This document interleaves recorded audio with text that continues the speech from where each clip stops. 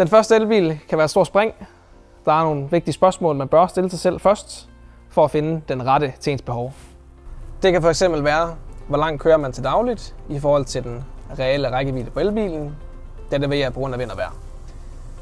Man skal også være opmærksom på, hvor man har mulighed for at lade henne. Skal man lade ude i byen, eller skal man lade derhjemme? Noget, der også er vigtigt, det er jo angående ladehastighed. Hvor hurtigt skal bilen kunne lade, hvor mange faser og lynladning. Her har vi det gængse type 2 stik, der bruges her til f.eks. hjemmeladning eller ved normal ladning. Og så har vi faserne her på.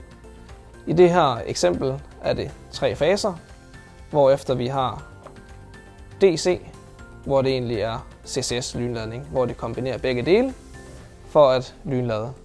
Det er ikke alle biler, der har mulighed for begge dele. Alt fra 1 til 3 faser, og så forskellige hastigheder på lynladning.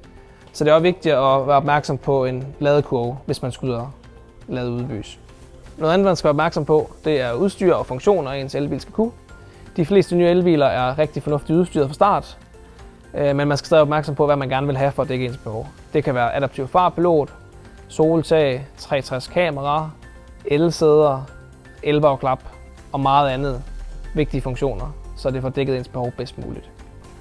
Drømmer du om en elbil, så kontakt os gerne, så finder vi sammen den helt rette til dig.